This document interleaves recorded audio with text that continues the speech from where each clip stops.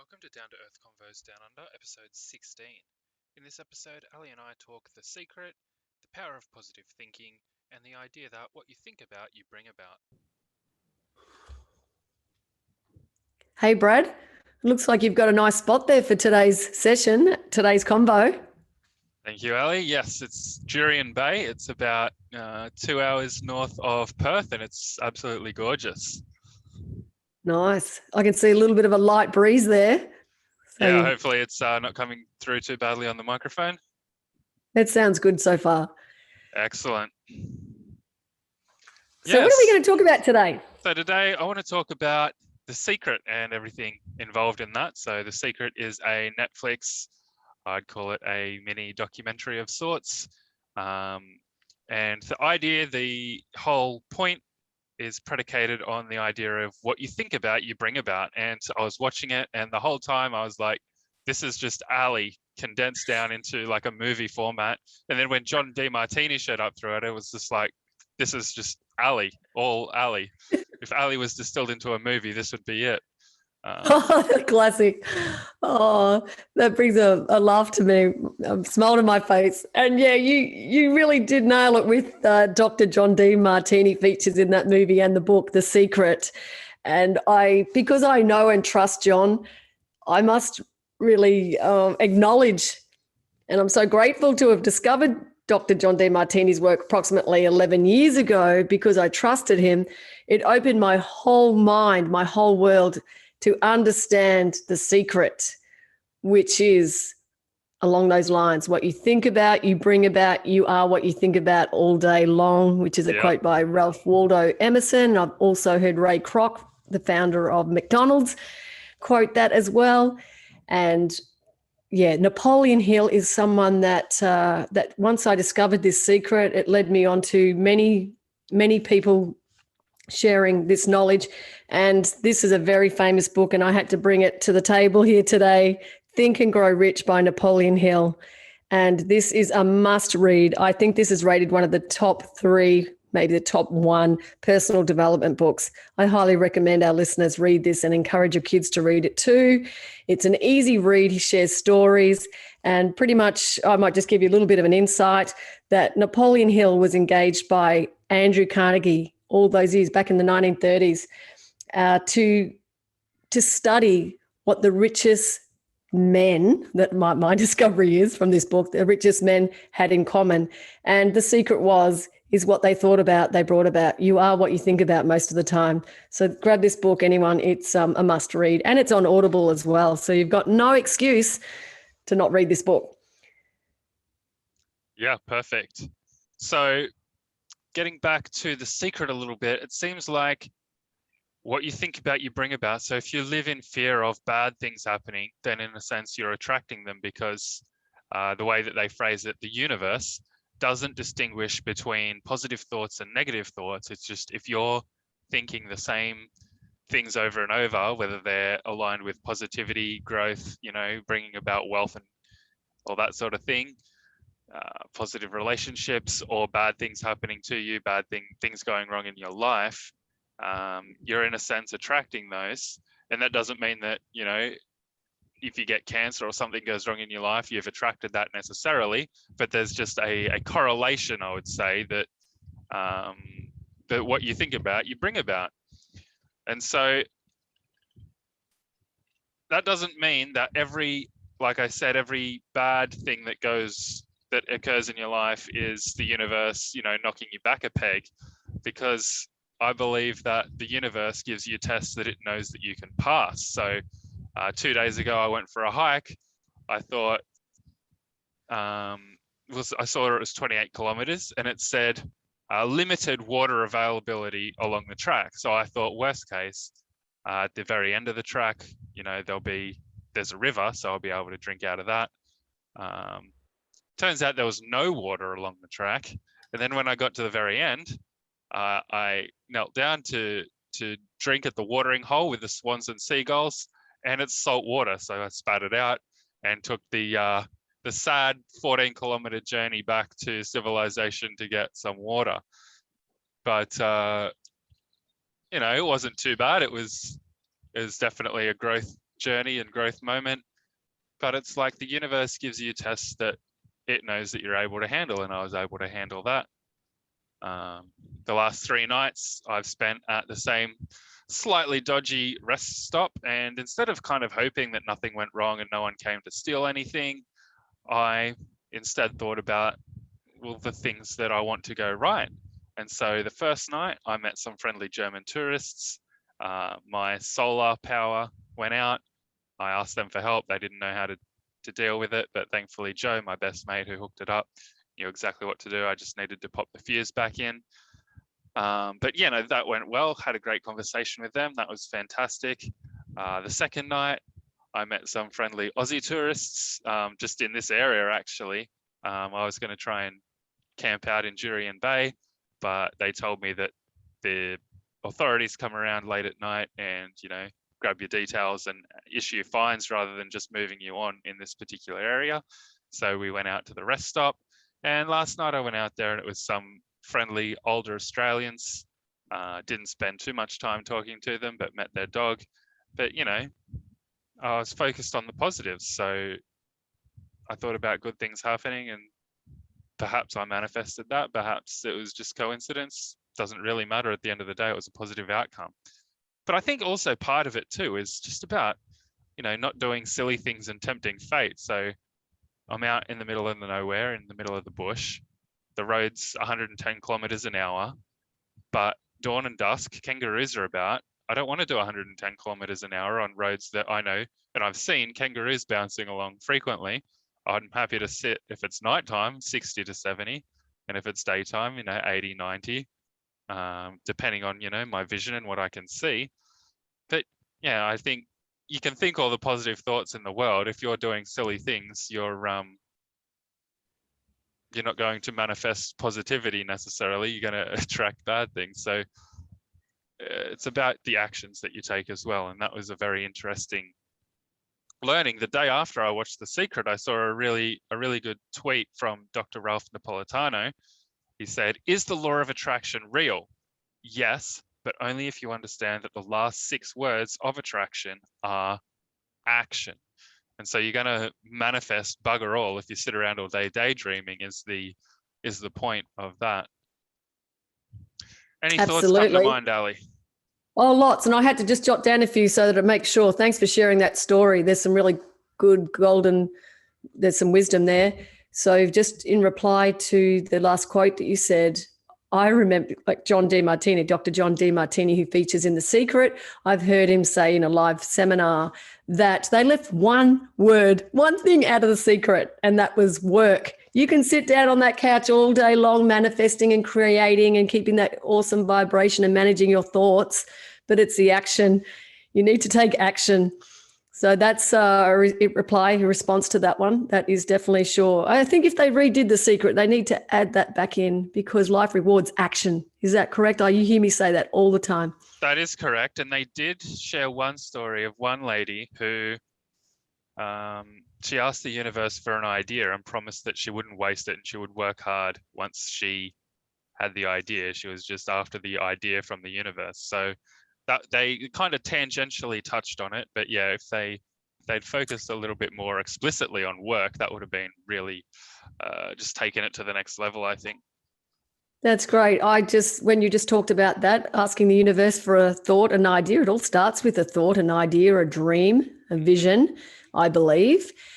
I remember an interview, a really inspiring interview with Oprah Winfrey and J.K. Rowling, the author of Harry Potter, which one of my kids absolutely loves and has read those books multiple times and seen all the movies. I'm admitting I haven't seen it. It's just not my thing. But I remember J.K. Rowling saying that she was on a train, I believe, going to London or something like that. And that's when the thought came to her about Harry Potter and the wand and the whole series. And look at that for an example of someone fulfilling the universe's request for an idea. And wow, that's just what a master she is of implementing. So it's the execution, it's the implementation of ideas to bring them into reality. And we need to do the work.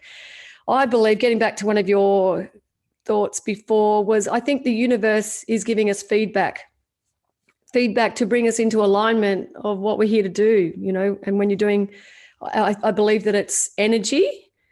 It's all about energy, right? So if it starts with a thought and then it becomes a feeling and an emotion, and my understanding, or how I want to say this in the easiest way I know how, because there's people like, say, Dr. Bruce Lipton. If our listeners wanted to look him up, he does some really great videos on it, and he explains all about the subconscious mind. And our subconscious mind, I believe from my studying from John Assaraf, who was featured in The Secret as well, that the subconscious mind, 95% of our reality is determined by our subconscious mind. And that's very, very powerful. And I've learned this from Dr. John Demartini, Dr. Wayne Dyer, Tony Robbins. There's endless information and videos and content on this subject.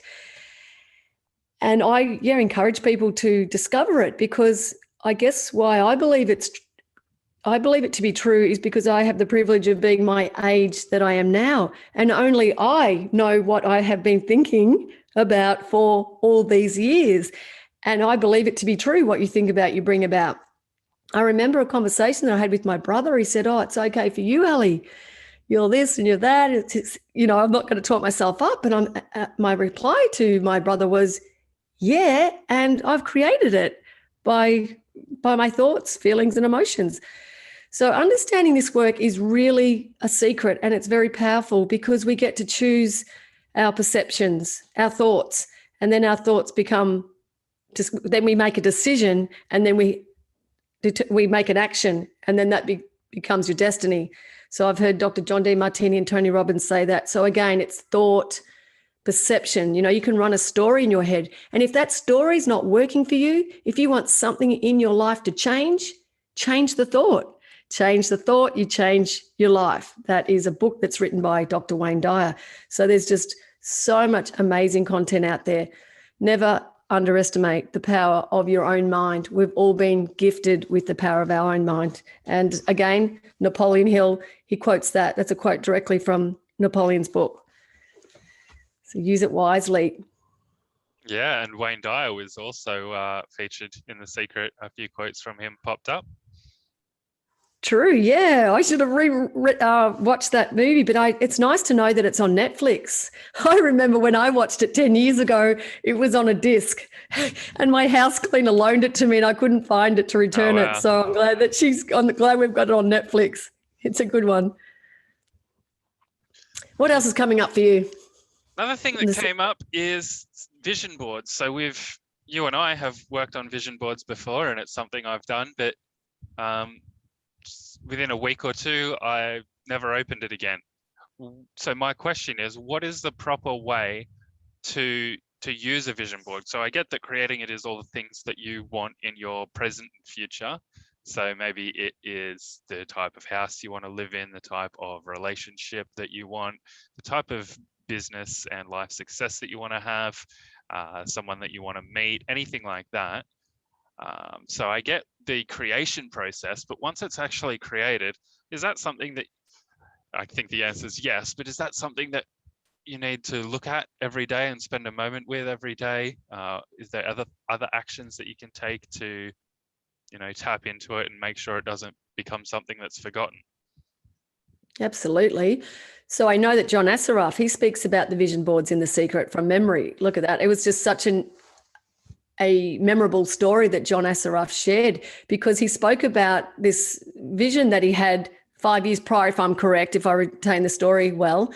And then when he was moving into this new home, I think it was California, some fancy home, his young son opened a box, and in the box he pulled out a photo of the exact house that he had on his vision board that he had created. And that was empowering, because that is a story that, this stuff really works. So for vision boards, my understanding is that the brain learns in pictures, and our brain doesn't know the difference between real, have and have not. So this is the power that you can train your subconscious mind, which is through rapid transformational therapy, which is the lovely Jane Hall that we've interviewed a few months back. This is the power of the subconscious mind. Now, it doesn't work if you're not practicing it. Like, as we said, again, life rewards action.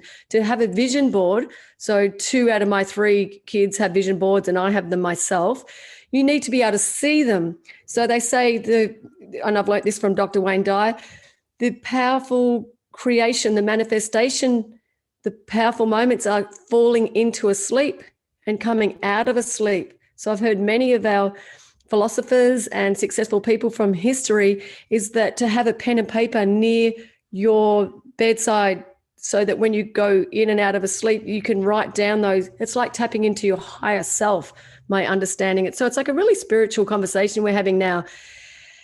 So with vision boards, they recommend to put them where it's the last thing you see at night and it's the first thing you see in the morning, because you want to go to bed on gratitude, like being grateful for the things that you have, not the things that you have not, because what you think about, you will attract that into your life. So we need to focus on the things that we want. And it's a universal law of balance. So we can't be positive all the time. I've had that seriously. I 100% understand that from Dr. John Demartini. It's a universal law of balance. It's delusional to think that we're positive all the time. And if we weren't negative, we wouldn't know what positive was. So to understand that it's a real world we live in. We're not living in a delusion of being positive all the time. It's impossible. So having those vision boards, I would suggest that you have them aligned and congruent with what you really want. Like, try not to live your life through someone else. And I think that we're guilty of that. So congruency, another thing that John's taught us. There's SMART goals, those SMART goals, which is the specific, measurable, attainable, relevant, timely goals. So when you're doing a vision board, keeping in mind that the brain's learning in pictures, so to put on your vision board the short-term, medium-term, long-term goals that are aligned with and congruent with who you are and what you really do want to achieve. What do you want to achieve? What experiences do you want? Who do you want to meet? Where do you want to travel? The places you want to go? And it is true. I've seen it with my own kids. Vision boards do work if you really focus and understand that it's easier said than done. Like The Secret, that movie, The Power of the Mind. It might sound easy, but it actually takes work to refocus your thoughts. So where your focus goes, where your focus goes, energy will flow. So that's how the vision boards work, because you can bring your dreams and your vision into reality if it is in your forefront of your mind, your executive center, as they say. So therefore, the thoughts, those lovely downloads that you get from tapping into your higher self, you will meet the right people. You'll attract the people into your life that you need to help you move forward on your vision of what you want to achieve, what you really want to achieve. So please don't be illusional. I don't want to disillusion everyone. You need to focus your attention and find out what it is that you really want. It does start with that. What do you really want in life? So, and then, you can create your vision boards, and they're a live document that you can change and move around. Does that all make sense? That makes sense. So putting it in a prominent place to see morning and evening, and other times throughout the day potentially, but especially those times. And, doing the work to reorient. So the universe is testing you with some difficult things. It's just reorienting that towards the positive. So that brings up a thought. So about 2 months ago, I'd say, we had a call. I was not doing so well. I was just focusing on negative thoughts, and we had a conversation. And I can honestly say since then, I've had very few moments of negative thoughts, and I've been able to keep those completely at bay. So that's gone very well. But that's the certain type of negative thoughts. So what I talked to you about was, I'd call it the subset of maybe depression and not feeling like particularly valuable and that sort of thing. But I've noticed, until I watched The Secret, I was getting frustrated and angry at tech issues. I've always been frustrated and gotten angry at tech issues. Who isn't? And, that's causing me to lose my frame, to hand my frame over to something else that's letting that control my energy, my emotions, my mood. And it's not a very enlightened way of living. It's It's kind of like how toddlers behave to get frustrated by things. And I know everybody gets frustrated now and then, but that's not in order of, you know, living with your higher self. So that's something that I've kind of had a breakthrough on, that negative thoughts and negativity isn't just about, you know, feeling depressed and things on that nature, but it's also, you know, anger. And in The Secret, it had a really good breakdown of, you know, all the positive emotions and all the negative emotions. But yeah, I think bearing that in mind, that just because you're not feeling down in a sense doesn't mean that you're positive. It's definitely a positive to not be feeling down often. But there's other negative thoughts that ideally you want to try and keep at bay as well. So like you say, balancing up to get to a point of equilibrium, if you can't get to necessarily the positives, that's definitely worthwhile. So what would you say, and I know you don't need to convince anyone who doesn't want to be convinced, but I remember, and I think it might have been Rove Live back when I was like 11 or 12 years old or something like that. And they would just, I think it was the exact same thing out of The Secret, now that you tell me that that's 10 years old at least, because I thought it must have been new. But they were making a mockery of that ask, believe, receive thing, about how stupid you'd have to be to believe that you can just ask the universe for things and it hands them to you, which isn't taking in good faith what is actually being said, because it's ask, believe, receive, and do the work at the end of the day.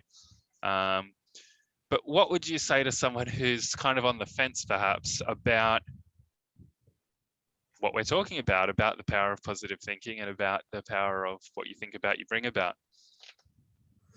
Okay, yeah, well, firstly, I was listening intently to what you just spoke about then. And I do believe, and it's a real tricky one, I try to really work it out, because when I look at you look at your own life, because no one knows you. I believe no one knows you better than you know yourself. So when you have a reflection of your energy, your vibration over your lifetime, you can see what you've attracted into your own life. And you know what you've thought about, and you know how you are with people, you know, that sort of thing. And what I've learned again from Dr. John Demartini, that we're actually trying to bring ourselves into balance, because if we're elated, something will happen to bring us back down to balance. And if we're depressed, we need something to bring us up. So to be poised, present, and purposeful, I believe this is what I'm searching for. But I'm very conscious of my energy and my intention. Like, these are words that I want to share with people today in this conversation. You know, you set your intention for the day. You set your intention, I'm going to have a great day.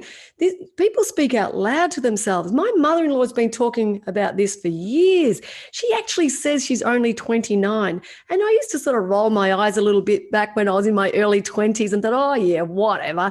But I actually understand how she thinks.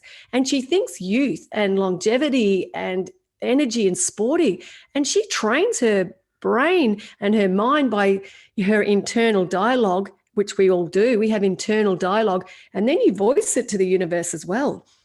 So talking about language is most important. So if I'm looking out to my nursery, and I know I've done this over the years, when we have torrential rain here in Queensland and our beautiful nursery just gets too much water.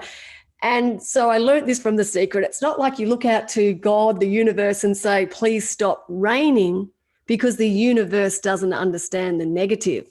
So it's reframing, re-languaging it to, oh, please send me some sun. You know what I mean? So it's like, if my kids are going out and they're driving, I'd say, take care, drive carefully, look after yourself. See the languaging? Yeah. So I've been very conscious of this, particularly after I've discovered The Secret and the languaging. And I think it makes a lot of sense. So, you know, raising teenagers, it's a stressful time, for example. And if I was trying to read a book and, you know, my kids were out, you know, when they were only young or they're driving, I just really try to refocus. Actually, I've got a couple of stories. I've got one that's very, is it okay if I share about the beautiful 26-year-old that's just gone missing off Moreton Bay? It's a very current story. And it's a very close family friend of ours who are out searching for their son and their brother. You know, it's their brother. And the older brother, his name's Shannon, he is on the news just talking about energy and vibration and hope and positivity, that they'll find his brother, and that there's been these stories in the past that people are found after a week. And I just find that very inspiring, how this young man has spoken to national TV about asking everyone to rally up, and it's about energy and positivity and holding hope and love. And the whole community, I have seriously got goosebumps from head to toe about how a community and all the help that's coming, the support from strangers are bringing their helicopters, search parties, jet skis, boats. Now, this is an example of a beautiful story, how you need to give it your best, and the power of positivity. I believe in miracles as well. And I know a story that'll remain with me for my whole life, when I watched a series on miracles, and this young lady was caught in a snowstorm, and her car had broken down, so she would have been frozen to death. So she decided to leave her car, and she was found just with the faint heartbeat at someone's doorstep in the snow, stone cold dead almost. And back in the day, there was no internet. So they brought her in the home, and they just got on the phone and they rang their whole community in town. And it was like the power of prayer, whether it's God, the universe, whoever people believe in. So this stuff really works. And when people post stories on the news, they're asking for prayer or universe and positive thoughts and hope and love. And I'm really a big fan of this. And I just thought I might just share that story. And so we're hoping and praying that they're going to find this young man, 26-year-old man, Trent. And it's a really inspiring news article where they actually rallied around with the brother and all the mates and did the full Yahoo, because it was about energy and vibration and all that sort of thing. Well, I hope for a positive outcome on that, but yeah, it's a great story of positive mindset for sure. Yeah, mindset, absolutely. And I would say to people who are skeptical, perhaps, think about the grumpy people that you know in their life, and think about the happier people that you know in your life. How does their quality of life and what they have, how are they different? Because I can think of all the grumpy people I know, they're not doing so well, and a lot of the happier people are doing pretty well. And that doesn't mean that they're, rich and famous and, thriving to the absolute heights of human success and achievement, but they've got enough, or more than enough even. They've got, a way better life going on than the people that are constantly miserable and bitching about things all the time. And I don't think that's a coincidence. Yeah, that's exactly right. A story that I remembered was when I took my young son Sam to Bali many years ago. He was 14 at the time, and for those who've been to Bali or underdeveloped countries, they live quite primitively compared to us Westerners. Like, we're living a very wealthy life when you consider how the rest of the world are living.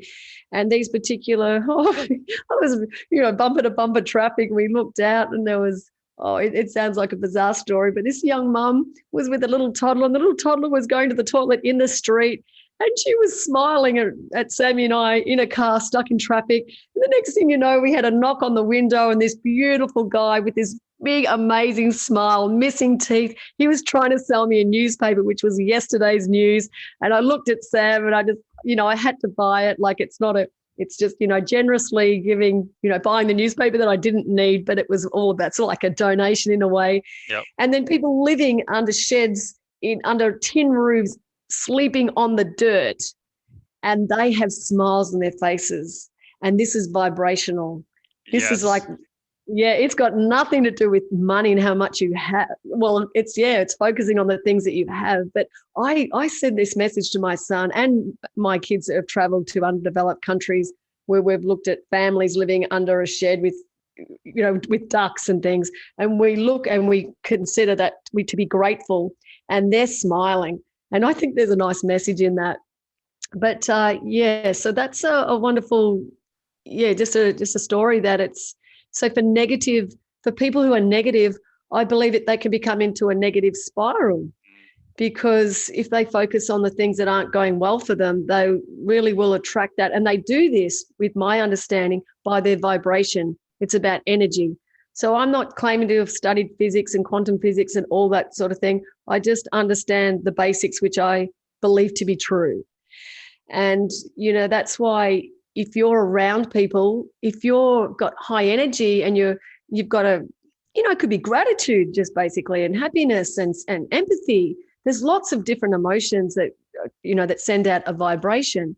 So my understanding is the power of our mind sends out a vibration that's matched by a like-minded vibration. So that's my understanding of it. So it's okay to be angry and sad and frustrated. That's what we have to do that. But you can change your state of mind, as Tony Robbins says, in a heartbeat.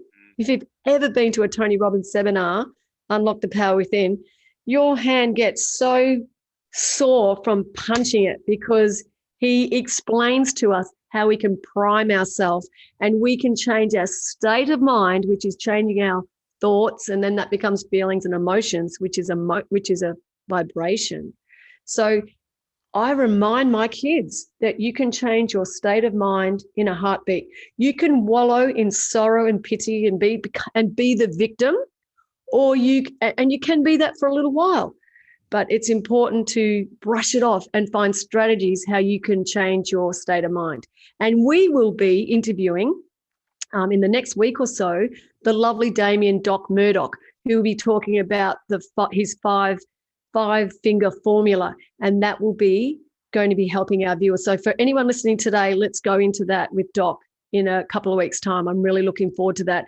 And he will teach us about how to change your state of mind.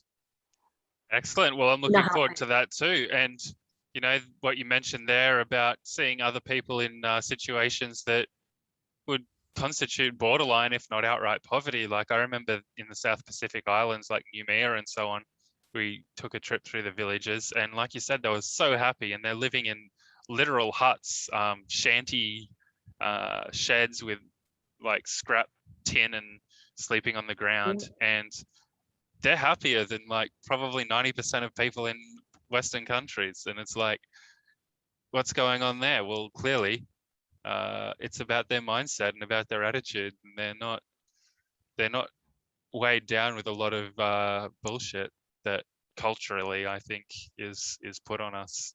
And it's up to us to filter that out as best we can. And I think that's my key takeaway. You choose your thoughts, you're responsible for your mood and your attitude and your energy, because like you say, you can choose to balance up and to get positive in almost any situation. Unless it's like a catastrophe or multiple catastrophes hitting at once, say you get cancer, one or two people close to you die, you become homeless and you lose your job.